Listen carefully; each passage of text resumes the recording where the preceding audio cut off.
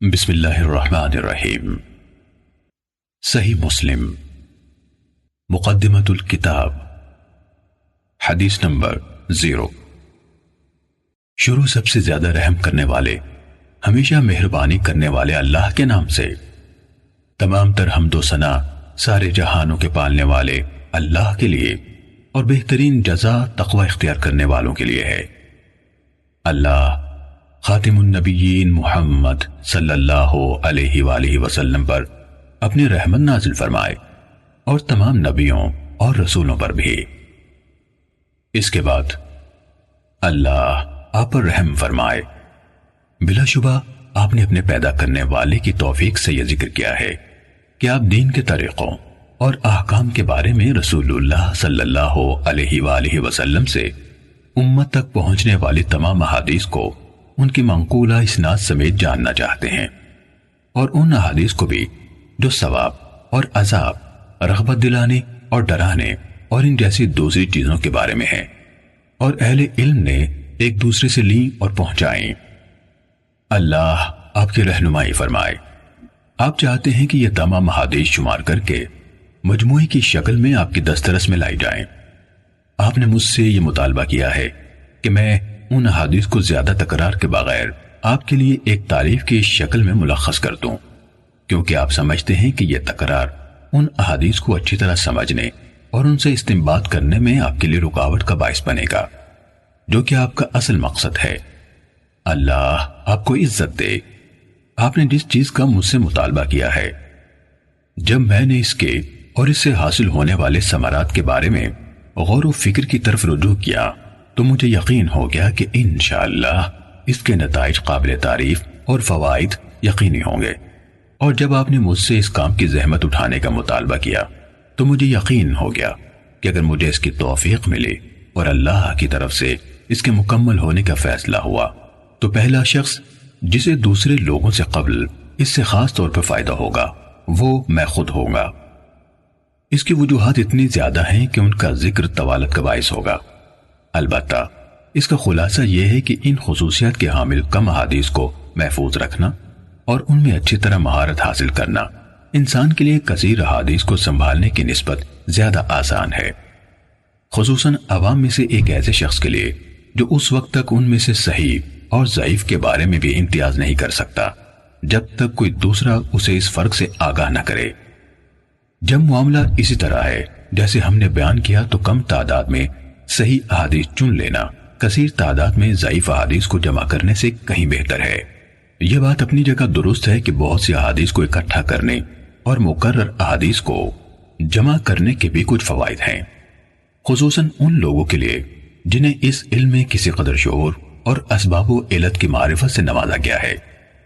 اللہ کی مشیت سے ایسا انسان ان خصوصیات کی وجہ سے جو اسے عطا کی گئی ہیں کثیر احادیث کے مجموعے سے فائدہ حاصل کر سکتا ہے، لیکن جہاں تک عوام الناس کا تعلق ہے جو شعور و معرفت رکھنے والے خواص سے مختلف ہیں، وہ کم احادیث کی معرفت سے بھی عاجز ہیں، تو ان کے لیے کثیر احادیث کے حصول میں کوئی فائدہ نہیں۔ پھر آپ نے جس کتاب کا مطالبہ کیا، ہم انشاءاللہ اس التزام کے ساتھ اس کی تخریج مختلف پہلوؤں سے اس کی وضاحت اور تالیف کا آغاز کرتے ہیں، جس کا میں آپ کے سامنے ذکر کرنے لگا ہوں، اور وہ یہ ہے کہ ہم ان تمام احادیث کو لیں گے جو سندن نبی اکرم صلی اللہ علیہ وآلہ وسلم سے بیان کی گئیں، اور تکرار کے بغیر انہیں 3 اقسام اور بیان کرنے والے لوگوں کے 3 طبقوں کے مطابق تقسیم کریں گے، الا یہ کہ کوئی ایسا مقام آ جائے جہاں کسی حدیث کو دوبارہ ذکر کیے بغیر چارہ نہ ہو، مثلا اس میں کوئی معنی زیادہ ہو یا کوئی سند ایسی ہو جو کسی علت یا سبب کے بنا پر دوسری سند کے پہلو بپہلو آئی ہو، کیونکہ حدیث میں ایک زائد معنی جس کی ضرورت ہو ایک مکمل حدیث کے قائم مقام ہوتا ہے۔ اس لیے ایسی حدیث کو جس میں ہمارا بیان کردہ کوئی معنوی اضافہ پایا جاتا ہے دوبارہ لائے بغیر چارہ نہیں، یا جب ممکن ہوا تو ہم اس معنی کو اختصار کے ساتھ پوری حدیث سے الگ کر کے بیان کر دیں گے، لیکن بسا اوقات اسے پوری حدیث سے الگ کرنا مشکل ہوتا ہے، اور جب اس کی گنجائش نہ ہو تو اسے اصل شکل میں دوبارہ بیان کرنا زیادہ محفوظ ہوتا ہے۔ البتہ جہاں ہمارے لیے اسے مکمل طور پر دہرانے سے بچنا ممکن ہوگا اور کامل شکل میں ہمیں اس کی ضرورت نہ ہوگی تو ہم انشاءاللہ اس سے اجتناب کریں گے۔ جہاں تک پہلی قسم کا تعلق ہے، اس میں ہم یہ کوشش کریں گے کہ انہی احادیث کو ترجیح دیں جو دوسری احادیث کی نسبت فنی خامیوں سے زیادہ محفوظ اور زیادہ پاک ہوں، یعنی ان کے ناقلین یعنی راوی نقل حدیث میں صحت اور ثقاہت رکھنے والے ہوں، ان کی روایت میں شدید اختلاف پایا جائے، نہ الفاظ و معنی کو بہت برے طریقے سے خلط ملط کیا گیا ہو جس طرح کے بہت سے حدیث بیان کرنے والوں میں پایا گیا ہے، اور ان کی روایت میں یہ چیز واضح ہو چکی ہے۔ جب ہم اس قسم کے ثقہ لوگوں سے مرویات کا احاطہ کر لیں گے تو بعد ازیں ایسی روایات لائیں گے جن کی سندوں میں کوئی ایسے راوی موجود ہوں گے جو طبقہ اولا جیسے راویوں کے حفظ و اتقان سے متصف نہیں، لیکن وہ بھی انہی میں سے ہیں، چاہے ان صفات میں ان سے ذرا کم ہے جن کو ان سے مقدم رکھا گیا ہے، لیکن عفت، صدق اور علم سے شغف رکھنے جیسی صفات ان میں عام ہوں، جس طرح عطا بن صائب، یزید بن ابی زیاد، لیث بن ابی سلیم اور ان کی طرح کے دیگر حاملین آثار اور ناقلین اخبار ہیں۔ یہ حضرات اگرچہ اہل علم کے ہاں علم اور عفت جیسی صفات میں معروف ہیں،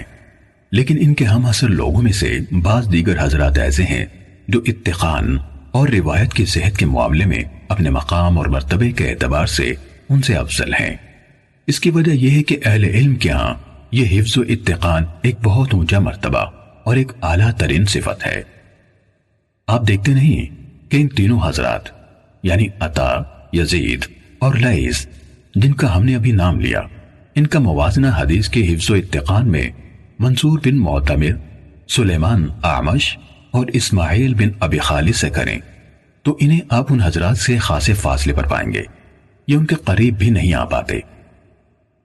ماہرین علم حدیث کو اس بارے میں کوئی شک نہیں کہ منصور، اعمش اور اسماعیل کے ہاں حفظ کی صحت اور حدیث بیان کرنے میں مہارت کی جو صفات فراوان اہل علم کو نظر آتی ہیں، ان کے نزدیک وہ عطا، یزید اور لیث کے ہاں اس طرح معروف نہیں۔ اگر آپ دیگر ہمسروں کے درمیان موازنہ کریں تو بھی یہی ماجرا سامنے آتا ہے۔ مثلا آپ ابن عون اور ایوب سختیانی کا موازنہ عوف بن ابی جمیلہ اور اشعث حمرانی سے کریں، یہ دونوں بھی اسی طرح حسن بصری اور ابن سیرین کے شاگرد ہیں جس طرح ابن عون اور ایوب ان کے شاگرد ہیں، لیکن ان دونوں اور ان دونوں کے درمیان کمال فضل اور صحت نقل کے اعتبار سے بہت بڑا فاصلہ پایا جاتا ہے۔ عوف اور اشعث بھی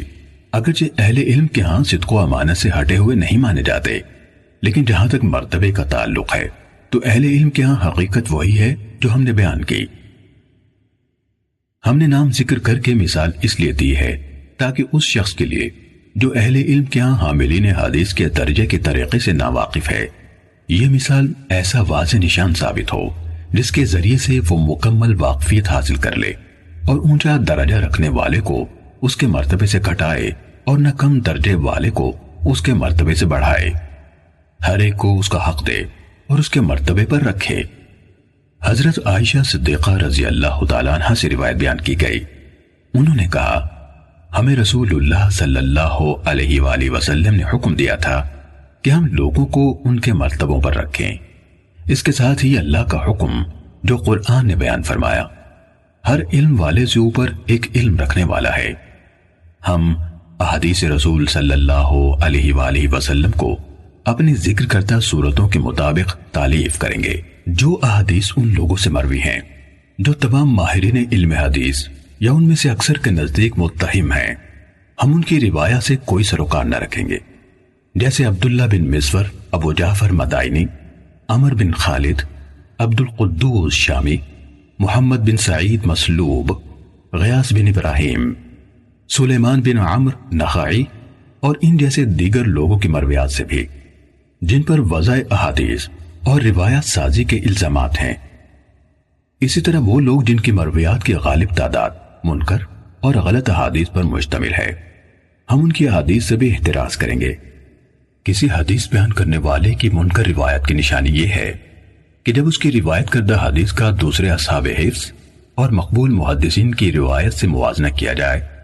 تو وہ ان کی روایت کے مخالف ہو یا ان کے ساتھ موافق نہ ہو پائے۔ جب کسی کی اکثر مرویات اس طرح کی ہوں تو وہ متروک الحدیث ہوتا ہے، اس کی روایت غیر مقبول ہوتی ہیں، یعنی اجتہاد و استنباط کے لیے استعمال نہیں ہوتی۔ اس قسم کے راویان حدیث میں عبداللہ بن محرر، یحییٰ بن ابی انیسہ،